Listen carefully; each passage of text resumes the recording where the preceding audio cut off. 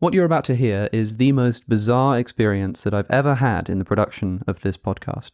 2 months ago, I emailed Peter Hitchens saying, quote, "I'm writing to invite you to appear as a guest on the podcast to discuss your work and areas of interest, in particular, issues pertaining to drug decriminalization, whether we are experiencing a moral decline in society and the influence of secularism on this question, and the state of monarchy in the United Kingdom." Before the interview commenced, I reiterated that there are 3 subjects of interest, things that he's spoken about or written books about in the past, and that I've also covered on my YouTube channel, and these are drug decriminalization, God and religion, and the monarchy. To which he said, "The monarchy's a bit boring." And I said, "You know what? I actually agree with you. Let's not do the monarchy." He didn't take the opportunity to make a similar comment on either of the other 2 subjects that I mentioned. Then we sat down and the camera started rolling, and I asked him if he had a hard out. That is there a time that he needs to be done by? He said, "What did you have in mind?" To which I respond, "Ideally, these things run for about an hour, but if the conversation is particularly lively, they can be an hour and a half. I've done podcasts that are 3 hours long."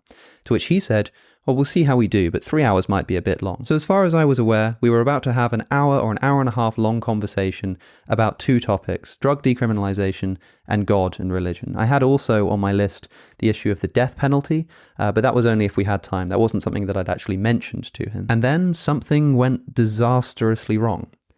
I'm really in 2 minds about posting this because I don't like the idea of posting something that one of my guests isn't happy about. Generally speaking, if a guest tells me that they want to take something out or they're not happy with something for any reason, then I respect that. The problem is that Mr. Hitchens didn't just tell me that he wasn't happy with the interview, but that he wasn't happy with me personally, and he did that for 15 minutes. He then went on Twitter and made it quite public that he was recovering from an attempted interview with me in which I bored him for almost an hour with unoriginal questions about drugs. Since then, he's been tweeting about me quite a lot, and I think I've earned something of a right of reply. I figured the best thing that I can do is simply present the full, uncut interview so that you can make your own mind up about what went wrong here. I may, in a future YouTube video, give you my own views about what I think happened and why I think it went wrong, but for now, I simply give you Peter Hitchens.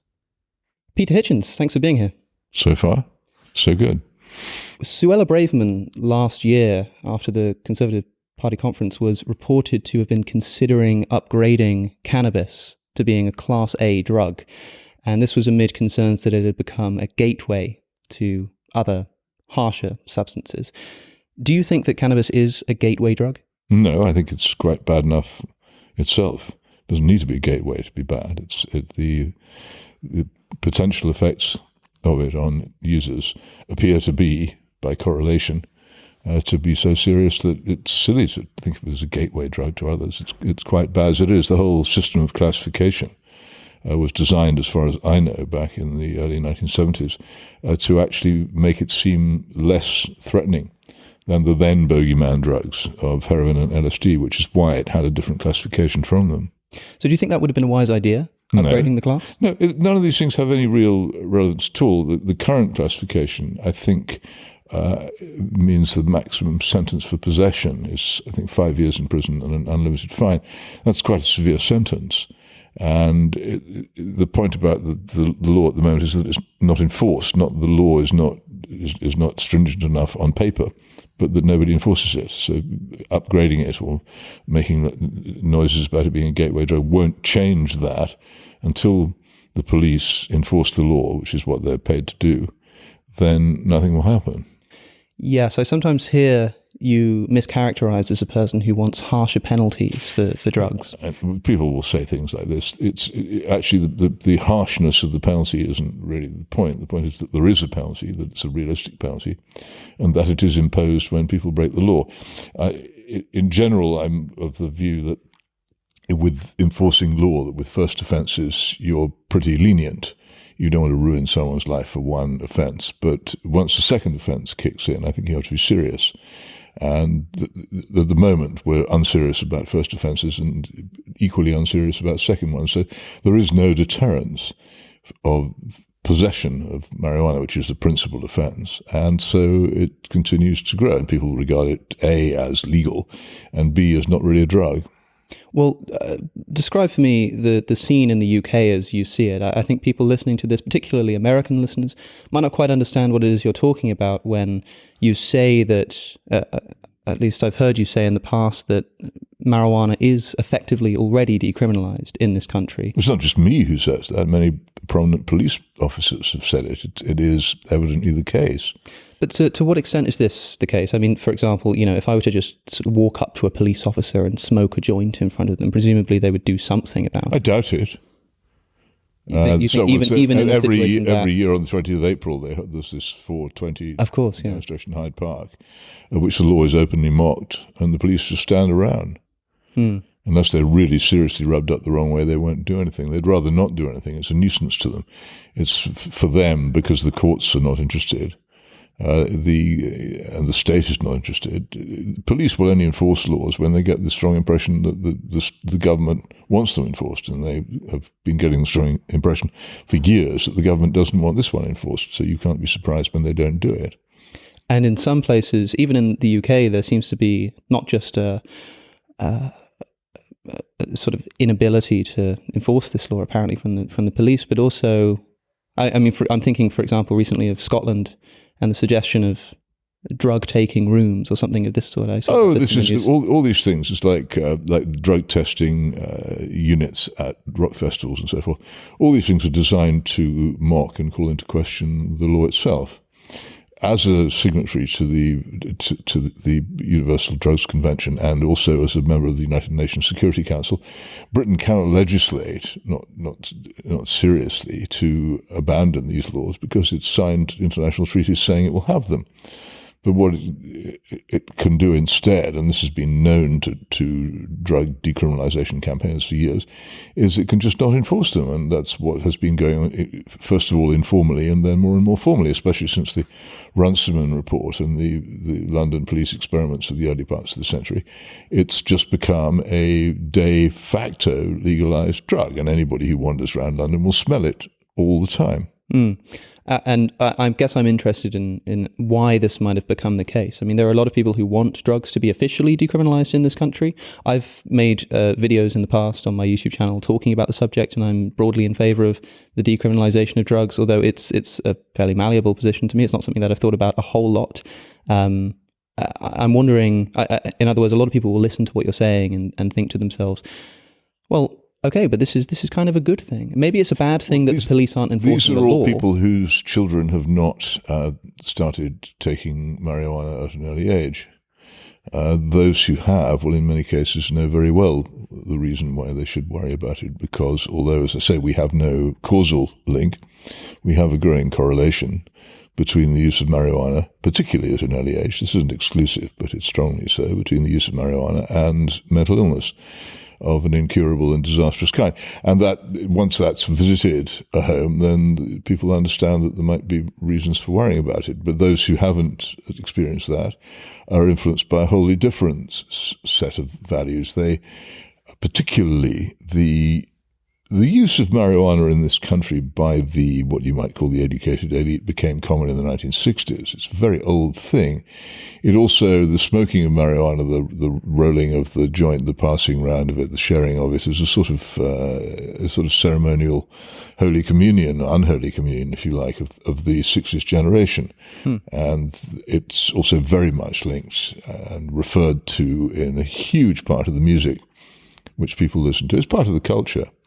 And many of the people who were involved in that culture permitted their children to take drugs at home, and they know their children take drugs, and they're worried that their careers might be impaired if the law is enforced, so they're against it. That's the crude way of putting it. They themselves don't believe in the law, and they think that their own children should not suffer from it. But surely, I mean, it's conceivable to have a person who is broadly, as I am, in favor of the decriminalization of drugs, officially speaking, that is, but at the same time think that we shouldn't be giving drugs to children. I mean, just like with alcohol or smoking, these things are legal in this country, but it's not legal to sell these things to children. No, but they get into the hands of children, and if they were commercially on sale, if the drug were legalized, to say it's been in Canada, so it can be bought in a shop, then it would be more available to children than it is now. I think, certainly from Colorado, one of the American states where it's been legalized, there is a certain amount of evidence beginning to pile up of its use among school children, which has intensified following legalization. I don't think anyone can really claim that if a drug is legalized and put on general sale and ultimately advertised as well, that young people will not use it, even though it's technically illegal for them to do so. Anybody in their teens can obtain alcohol, and they can also obtain cigarettes, and these things are on wide sale in many cases in smuggled and illicit forms, which they're not illegal in themselves, but they are smuggled, and in the case of alcohol, illicitly made. So it's absurd to imagine that if you made it easier to get hold of, that more children wouldn't get hold of it, because they will. I'm sort of imagining a situation in which, I guess what I'm asking is, what is the ideal law here? I mean, is there something, when I asked you about the decriminalization of drugs a moment ago, you immediately talked about children, the fact that... Well, I mentioned it because it's the most obvious thing. I refer to anybody who tells me that marijuana is harmless to Patrick Coburn's book, Henry's Demons, about the experience of his son Henry. I've known Patrick for many years, and I also known Henry, and I have witnessed what happened to him, and it's deeply disturbing and saddening event in the lives of that whole family, and particularly above all of Henry. And it's very hard to resist the conclusion that it's the result of his being introduced to marijuana at his secondary school in Canterbury.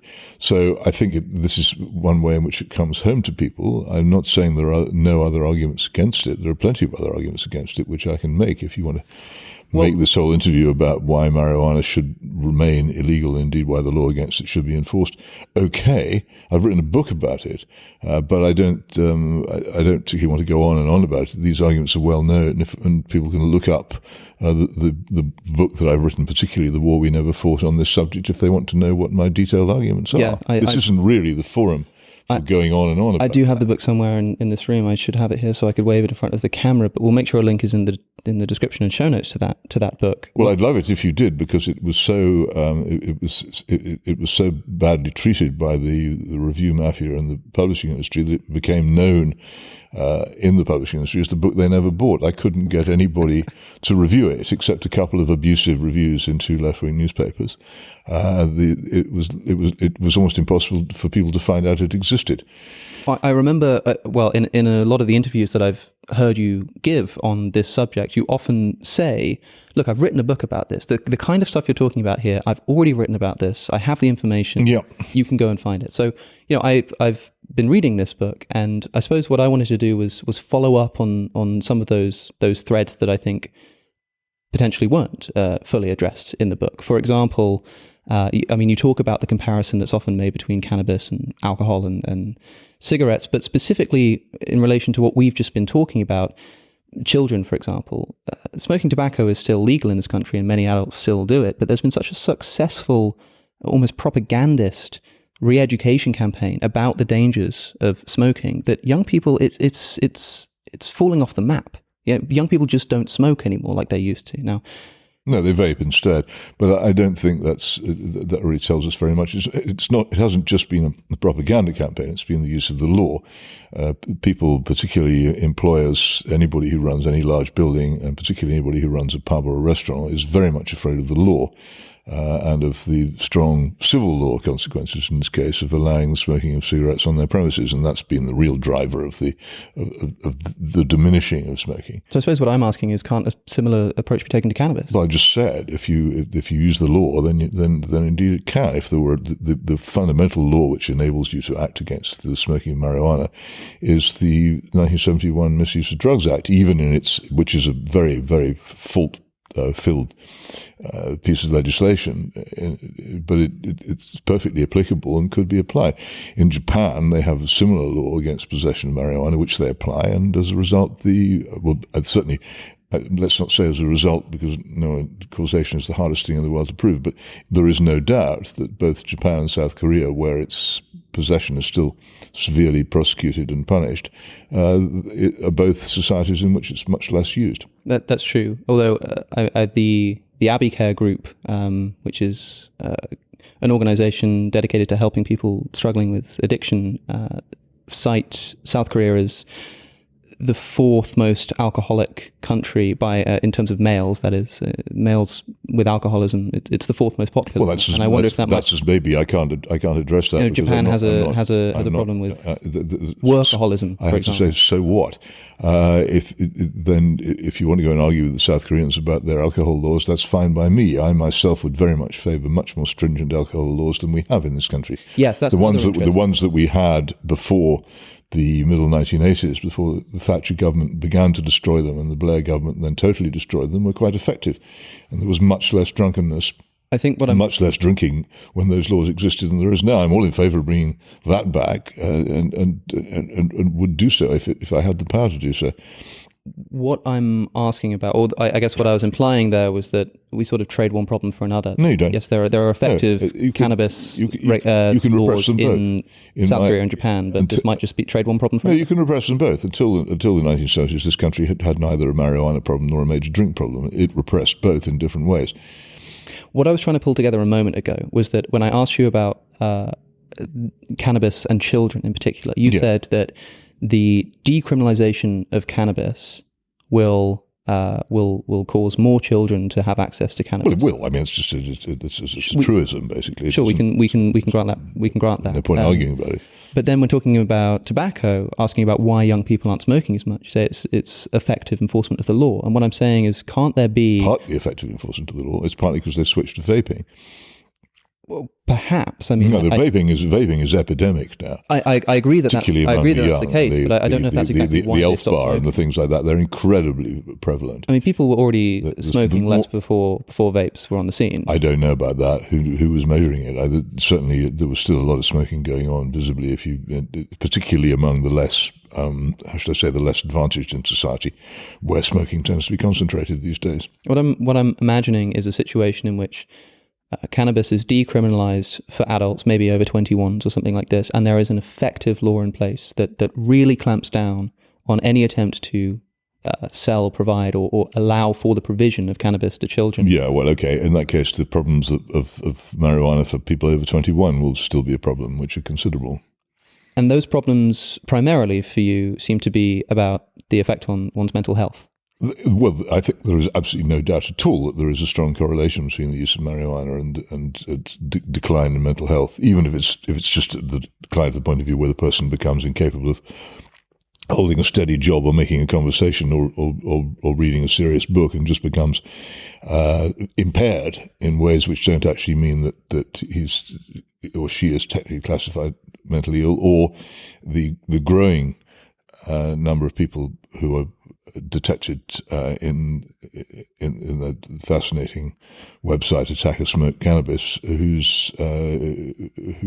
undertake really seriously violent criminal acts, who are long-term marijuana users and are dangerous not just to themselves but to others. It's a drug with many disadvantages. If you want to join the third world, then make marijuana legal. Would be a simple piece of advice. If you really want to have we have some country membership of the third world in this country now. If you want to have full out membership of the third world, then marijuana. Just imagine, for instance, the implications for almost anybody with a job of any with any safety implications, whether it be an airline pilot, a surgeon, or a school bus driver.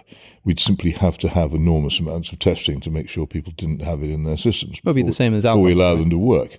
Be the same as alcohol. Well, it's not the same as alcohol. It's illegal to drink and drive. It's illegal to drink and fly an airplane. I mean, again, so what?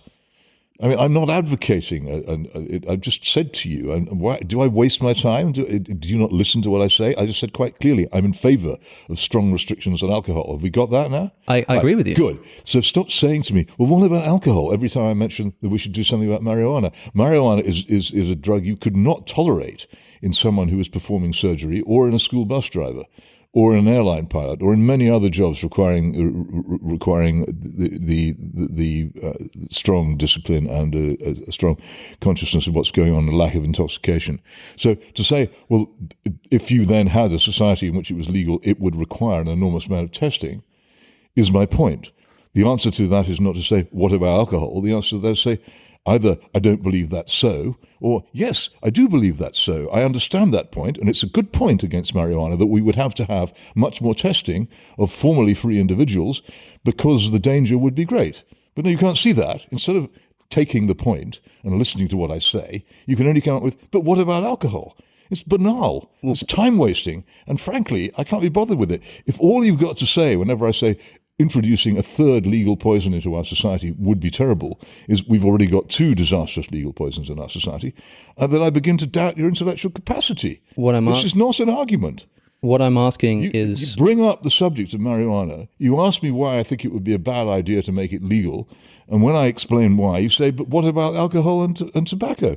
It's apart from anything else, it's incredibly tedious. I don't think that's exactly what I was trying to do. Well, it's what you repeatedly do. Every time I offer you a reason why we should not legalize marijuana, you come up with a counterpoint which involves saying, what about tobacco or what about alcohol?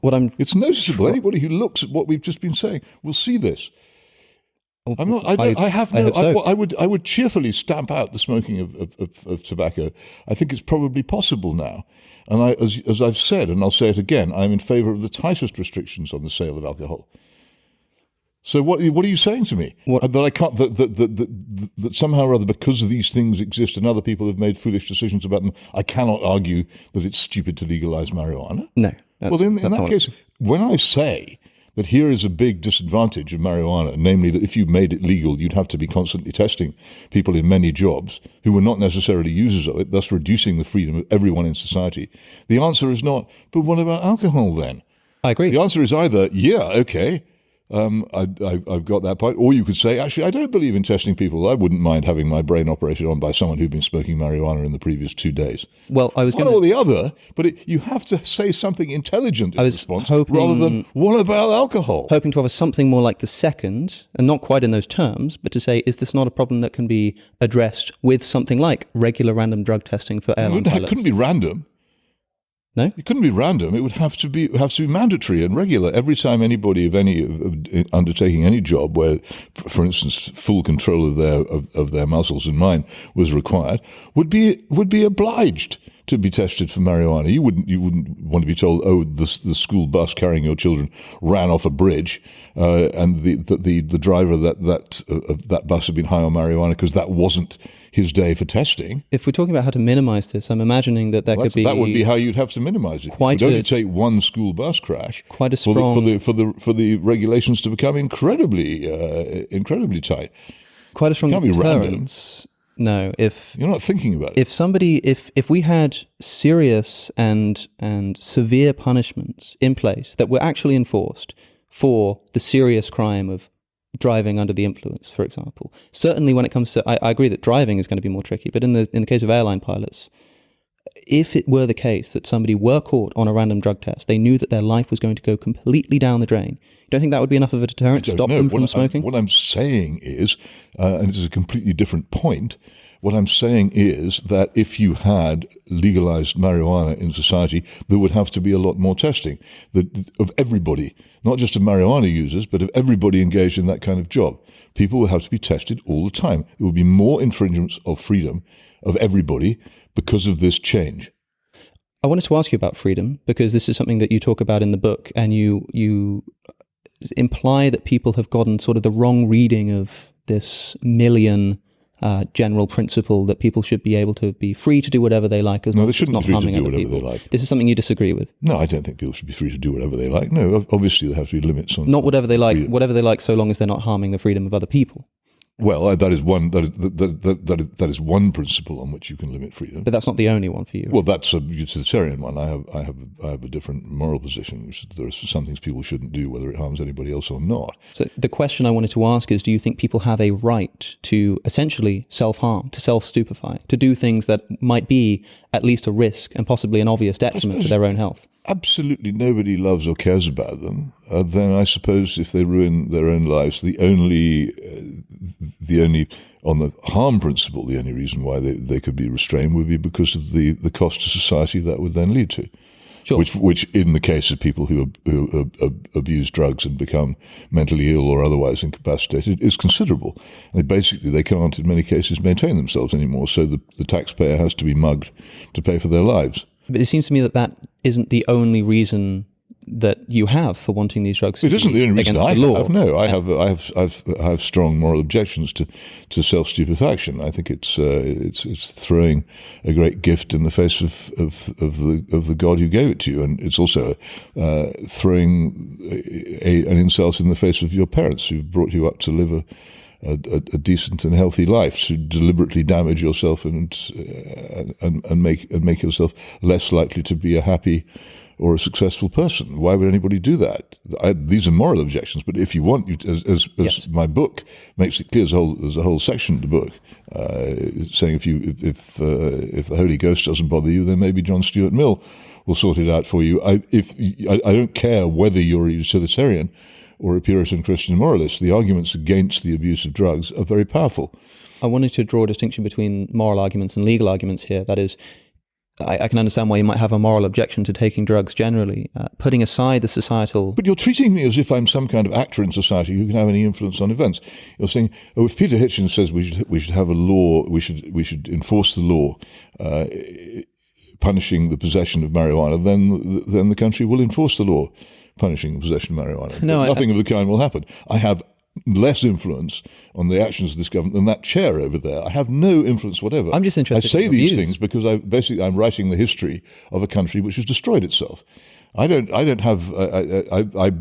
at one point think that I might influence these events. I don't influence any events, so I don't.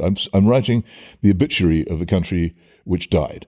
I'm only largely at its own hands. That's all I do. I'm not here making legislative proposals, which you can say are a bad idea. I gave that up long ago. But the reason why I think this is important is because if we're talking about decriminalization, then we're talking. Well, you can talk about it. Then we're talking about. I'm saying decriminalization happened long ago. Then we're talking about the law, right? And it happened. It has taken place. It was a stupid thing to do. It's demonstrably stupid. I can say that it's demonstrably stupid. I've written about how stupid it is many, many times and spoken about it. But the idea that somehow or other my continued existence in saying these things is a threat to those who long for the country to be a drugs free-for-all, and that therefore my arguments about the details of law enforcement are important, is absurd. It doesn't matter what I say. It doesn't matter in the slightest. I can say it till the cows come home. Nobody will pay any attention. Our society has already decided on this suicidal course. I agree that legislatively that may be the case, but a lot of people are interested. It is the case. A lot of people are interested in abuse. I and some friends, when the Home Affairs Committee of the House of Commons looked into drug decriminalisation a few months ago, put ourselves forward as said, maybe you want to hear some evidence from us. We went ahead and gave them some evidence, and they listened politely. But when the report came out, we might as well have stayed at home. Nobody's interested in this stuff. Well, people are interested in what you have to say on it. No. I mean, I think our listeners will be. Only to annoy themselves. They have nobody who knows anything about this country could have any belief for 1 second that I have any influence on the making of policy by government or the civil service. I have none. Well, I don't think people need to see you as somebody who's going to have an influence on policy. What does it matter? My only interest in this, my only reason for discussing it is historical. I can tell you this is what happened, this is how it happened. You don't think it would be a good thing, for example, if the listeners of this podcast, there could be, hundreds of thousands of people could hear this conversation that maybe haven't listened to you before. This could be their first introduction to these ideas. And if presented in a way that clicks with them, they could think, you know what, he's right. Drugs are lots bad. of people have come to this conclusion. It makes no difference. The political parties are immune to thought. But that's what I'm saying is the utility of this conversation. I'm telling you, the political. I'll go more deeply. The major political parties in this country are immune to thought. They're not interested. Even if everybody who watched this podcast instantly agreed with me and went out and turned to their friends and said, that Hitchens, he's got a point, it wouldn't make any difference. You don't think that would be a worthwhile endeavour to have thousands of people suddenly agree with you that drugs are damaging this country? There would be many more people in the country who realised they had no power at all over events. And that's good in itself. It may be good in itself, but that's all. The reason that I was asking about this was to get to the question of whether we are in favor of the criminalization of something because of a moralistic objection to it. That is, can't there be things that are immoral? Look, I don't care what, but not illegal. I'm telling you what I think. Yeah, and I have moral objections to it, but I don't care if you don't have moral objections to it, because I can also provide you with perfectly good utilitarian, non-moral objections to it. I think becoming mentally ill is a bad thing. Taking a risk which appears to have that likelihood is therefore a bad thing. It doesn't take much argument to get through that. You don't need to have puritanical personal morals to think that. I don't. If you want to discuss the basis of my morality, we've got time. I don't think we do. I don't think most people will be interested. I have moral objections to it. Like most moral objections, I find they have good practical reasons beneath them.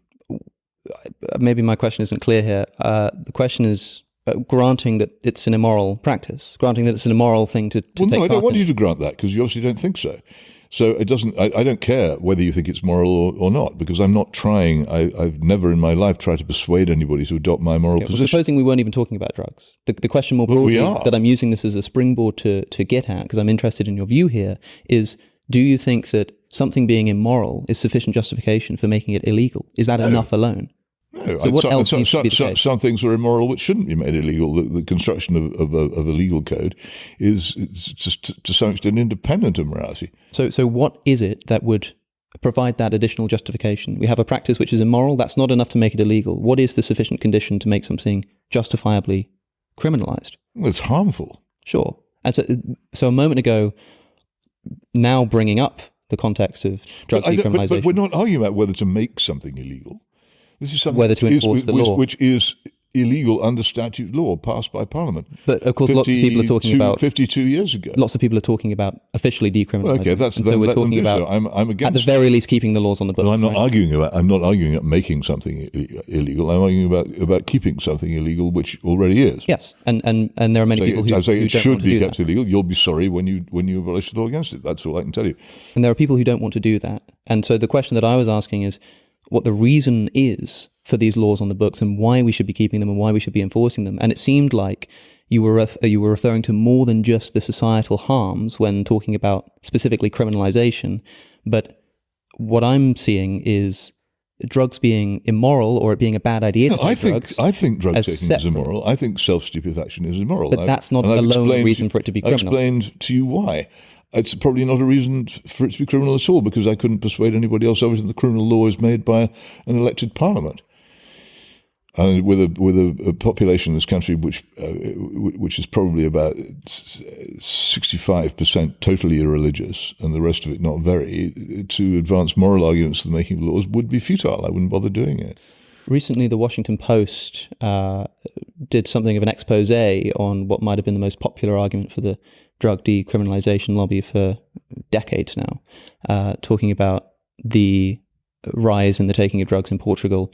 And you wrote about in the Mail on Sunday the failure of this Portuguese experiment of drug decriminalization. In 2001, they decided to adopt a policy of decriminalizing drugs such that people who were caught with drugs... Depenalization is the technical term for what they did, but yeah. They would be treated rather than... But what they also did was what they actually did was they formalized the policy which they'd been informally following for several years beforehand. There were hardly anybody in Portugal in prison for possession of drugs at the time of the change of the law. There was no fundamental change in Portugal. They simply formalized what they'd already been doing. It wasn't the fact that the Washington Post finally caught up with the fact that it hadn't had the miraculous effects claimed for it was not the first time anybody had ever criticized it. So in 2001, Portugal make official something that was essentially de facto already the case. Oh yeah, they've been doing it for years. If that's the case, then why is it that after 2001, drug taking and drug related harm in Portugal did decline? I don't believe drug taking declined. I don't know how you would know. There were certain things I think connected particularly with heroin abuse which may have declined, but I think and I haven't got the stuff here. I've written a long essay which is on my blog. Drug use itself, which is on my blog. Certainly, lifetime use of marijuana has increased since the change. But I read a very long blog posting called the Portuguese Drug Paradise several years ago, which deals in immense detail with the whole thing. So if we're talking about drug use, after 2001, use did rise slightly, and then it declined such that in 2012 it was below 2001 levels, and then recently it has increased. A new national survey suggested adults who used illicit drugs increased to 12.8% in 2022 from just 7.8% in 2001, but it's still below European averages, as the EU average has I think it risen. was before, wasn't it? And Portugal's different from in 2001. Different in many ways from other European countries. But in 2001, Portugal's drug deaths and drug use was about the EU average. Since then, the EU average has risen, and Portugal's has declined, and it's still below European averages. I was wondering if nothing had really changed in that country. Well, it would be unlikely for a change in the paper law, which merely confirmed the existing position, to have had much of a change. This is people who look. So, for instance, when Colorado formally decriminalized marijuana, legalized marijuana, people said, "Well, so what? You're now going to get a great crime wave of people becoming more violent." Of course not. Any law of that kind is always changed after a long period of non-enforcement. So the changes will already have happened before you've started measuring, so you will find nothing. So what accounts then for the massive drop in drug-related deaths? Was it a massive drop? I don't know. I wouldn't like to say. What it can't have been was the fact that was that the Portuguese police suddenly stopped acting against drug abuse because they hadn't been acting against it in the first place. So it doesn't. It really can't have been that. Yeah, well, this went that much. That much I do know. The police. It's not like the police suddenly aren't enforcing this, as you say, but this goes hand in hand with a new policy, a new governmental policy of the treatment of drug addicts differently. Officially seen as a medical problem rather than a legal problem, which is kind of the it's amazing, the buzz topic that comes up all the time. But it maybe that could explain why it is. It could. And if it's the case that maybe global warming explains it, I don't know. I make no claim to know. You're the one who claims to know or to think that it's caused by a change in the law which didn't change circumstances. That's up to you. What I'm interested in is if we look at the 2001 usage of drugs and drug deaths and HIV from needle injections, and then we look after 2001 that it declines, and I think maybe this is just unrelated. In the way that maybe, people smoking weed and then developing psychiatric problems is disconnected. But we look at the correlation of these two things and we think, is there not a possibility that the legalization of drugs or the decriminalization of drugs, the depenalization of drugs in Portugal did have something to do with the fact that less people were dying? And if that's the case, is this not a policy that's worth pursuing? It's a possibility. But I think you'd struggle to find a causative relationship between the two. The Washington Post talked about a recent increase in drug users and how the local police were talking about increased crime and blaming it on increasing in drug use. Yes. But the drug use, despite increasing and having a spike recently, is still below the European averages. And I wonder if that might have something to do with the fact that this is the policy that is in place in Portugal at the moment. I don't know.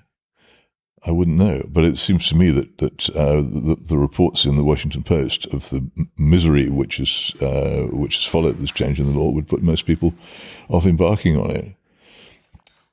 Now, I mean, neither is it the case that that there is any country on the European continent which makes any serious effort to enforce its drug laws. So I think it wouldn't be anything particularly distinctive there either. You can see how it would seem mysterious to somebody that a policy which supposedly has no difference in the way that drugs are handled in the country does lead to a statistical, measurable decline, or does precede. Has been followed. It precedes a measurable decline in drug-related harms across multiple areas, drug-related deaths, also HIV infections.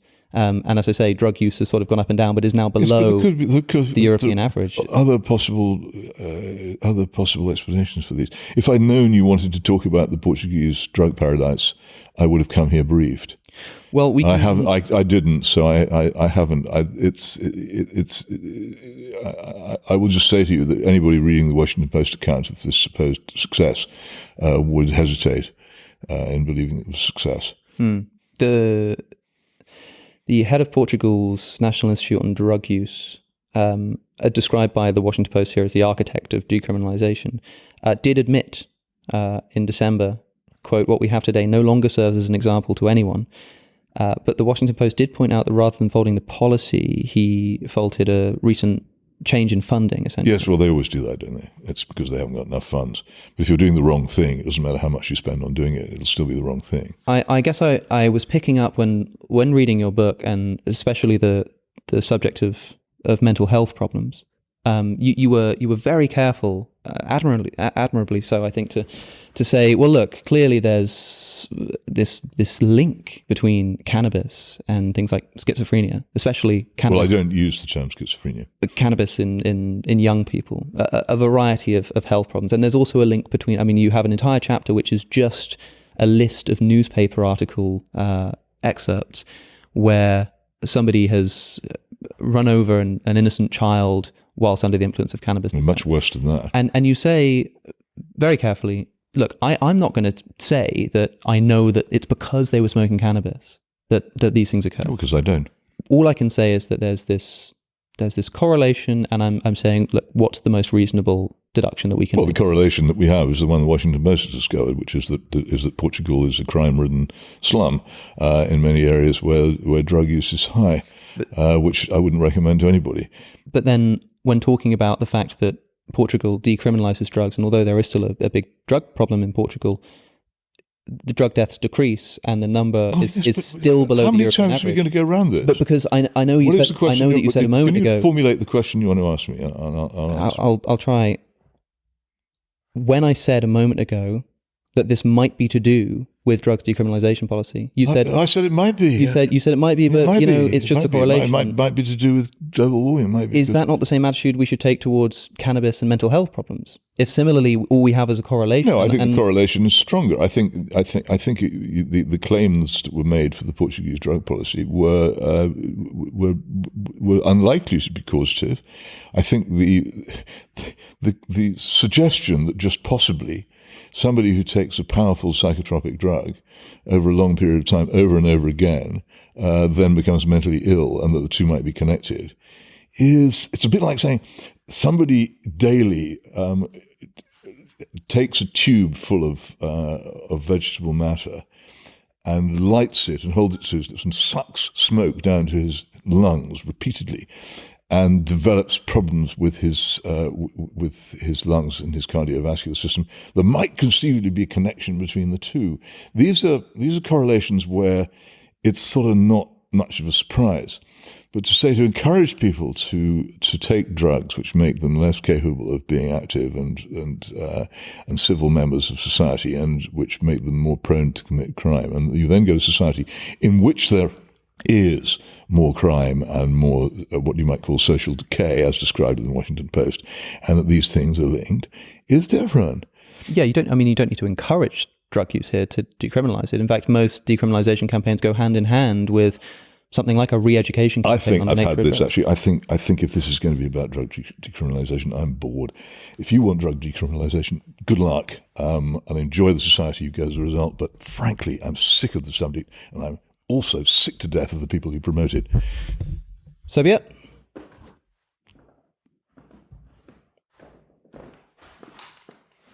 Will you be all right? You're entitled to use that, by the way. Feel free to do so if you want to. But I think you've had me here on false pretenses. What? And if you run this interview, I shall say you had me here on false. I'm sorry. Which false pretenses? Well, that this is going to be an interview about several subjects. It's been on nothing but drugs. Yeah, I mean, Nothing. You're obsessed with drugs. this is the first topic of many. You're obsessed with drugs. This I had Sorry, I think that I had planned to. I've written about it. You've not read what I've written about it. I have. You obviously haven't read my book. I have read your book. Well, you're obviously reading it with the lights off. You're not aware of anything that I've said. I have a number. You haven't read what I've written about Portugal, which is easily found. I've read that too. Well, again, you've shown no signs of having done so. I had. You haven't put to me any of the things that I've said in what I've written about Portugal. It's now, I've been here for an hour, and we've discussed nothing but drugs. I had planned to move on to other subjects. I'm sorry. I don't think you're entitled to run this. I was. If you do run it, I shall say that I don't think you're entitled. That you got me here on false pretenses. I was just interested in your views. I frankly think it's extremely bad manners. Extremely bad manners and very bad practice. We spoke beforehand. I said I wanted to talk about drugs and God. You didn't say I want to spend an hour discussing drugs, including half an hour discussing Portugal. I'm sorry if that was too long. I really That's too long. This interview was supposed to be an hour. We've practically finished that hour. We have not moved from the subject of drugs.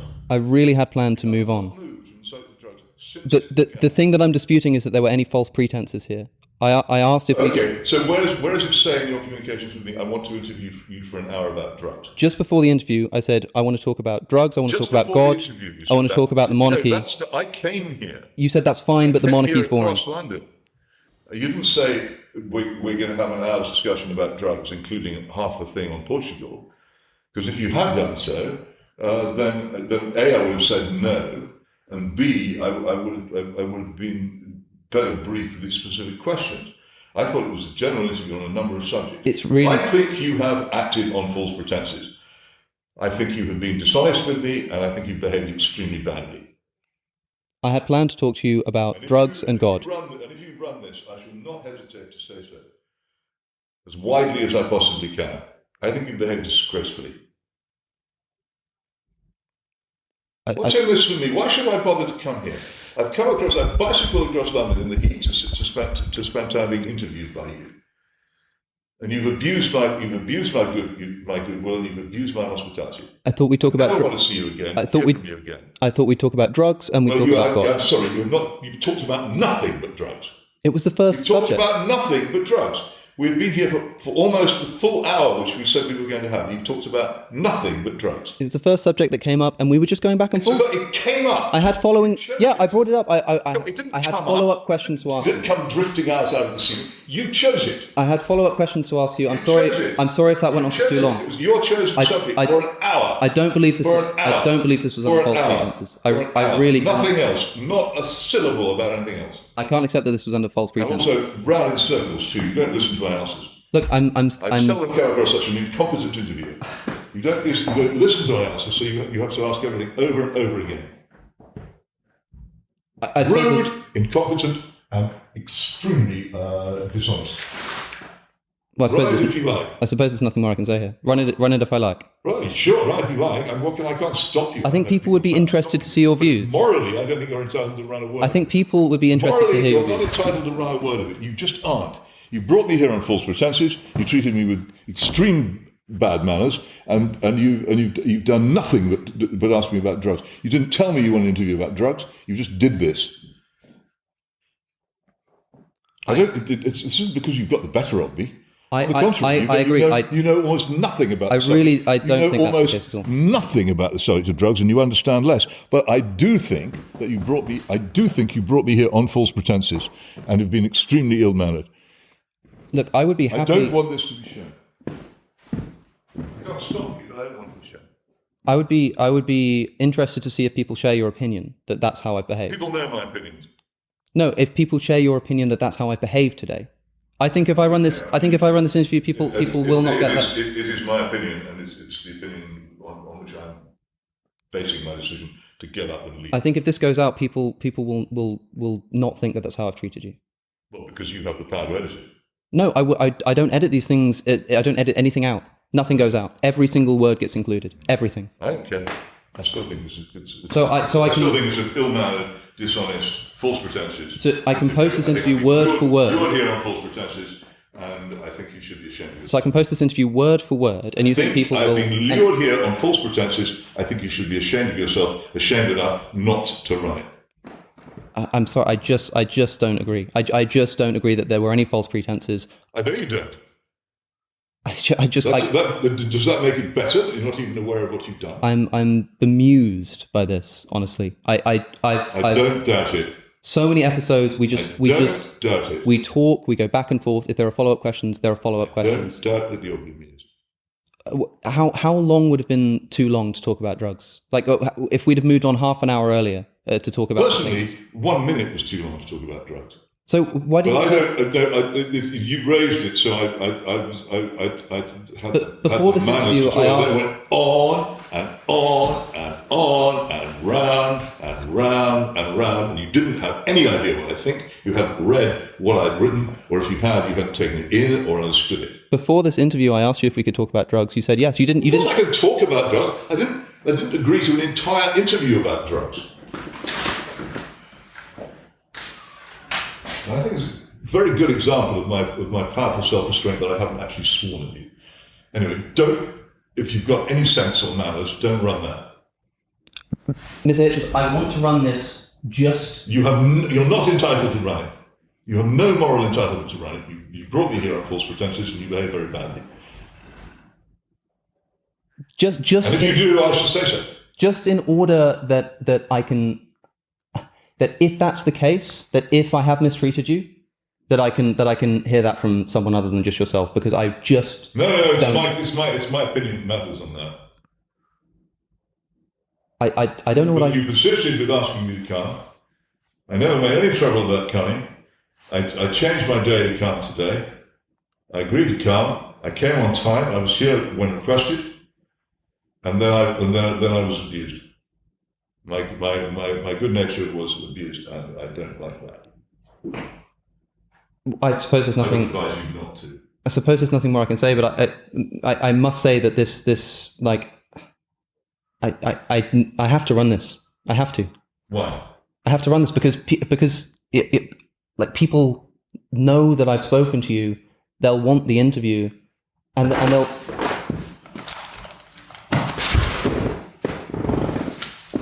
Okay, well, I'll start tweeting now that I regard as outrage you're running it. No, I don't. You don't carry on tweeting it, and I'll go to it's an outrage of ill manners and bad faith that you're running it at all. If you choose to do so. I was tricked by this way once by some tricked by somebody else. Yeah, I've had someone else try to trick me into interview about drugs by pretending they were interested in general matters. Listen, I really genuinely... Very unkindly to that. They at least didn't have the nerve to run it. Indeed, I would happily talk to you now about any other subject and not run the drugs part, just the rest of it, just to prove to you that I'm really not here to trick you into a conversation about drugs. There's so much content about everything else. It's just... I can talk to you about... It's always go like this. If you get on a topic and you get rolling. Genuinely, I was just interested in following it up. I really didn't mean to make this some sudden... suddenly we're just going to talk about drugs the whole day. Do you know what it is? Do you know what it is? I am so frigging bored about arguing about drugs with morons who want to legalise them. Well, I'm sorry if it's boring, but that doesn't it's make so that, boring. That doesn't mean it's so boring. I've wasted years of my life on it. That doesn't mean I'm acting out of malice here. No, but it's if you knew anything about me, you'd know how sick I was of talking about it.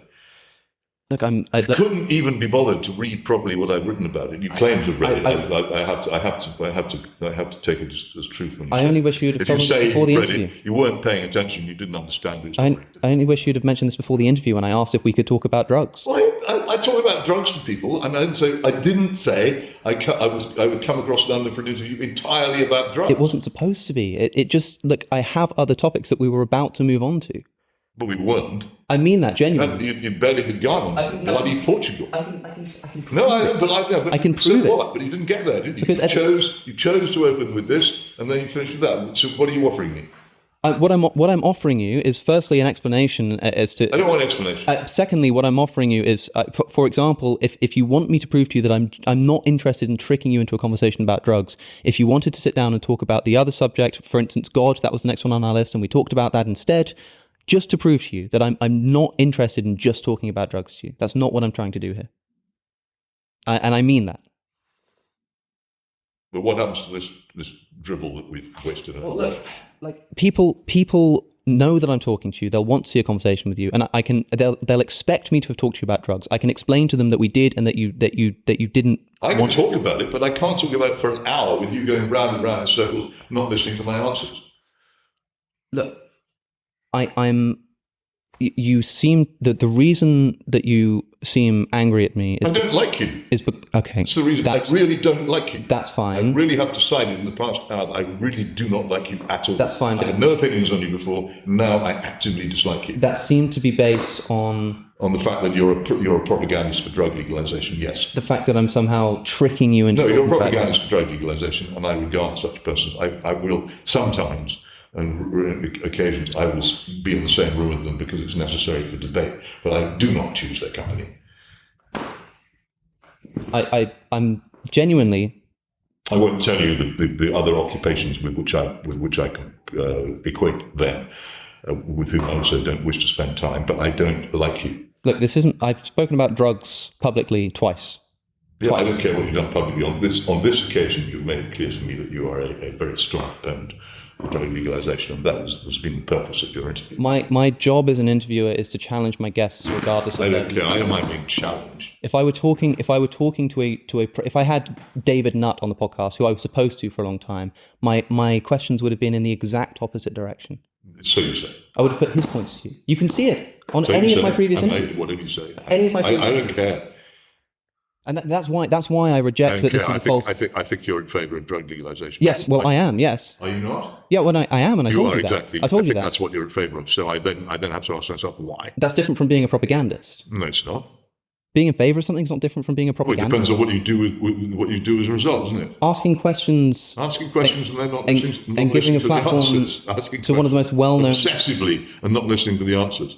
Not doing your homework before the interview. The whole purpose of having you here is to counteract that kind of propagandic element of only just talking about drug legalization and having instead one of the most well-known. I don't want to be the meat in your sandwich. Look, the reason why I'm what I'm trying to say here is you're saying that I have no moral right to run this because you think that I've invited you under false pretenses. You owe me a long letter of apology. I just don't think that's the case. I just don't think that's the case. But then case. I'm not sure you believe in morality, so that wouldn't. And so I think I do have to run this interview.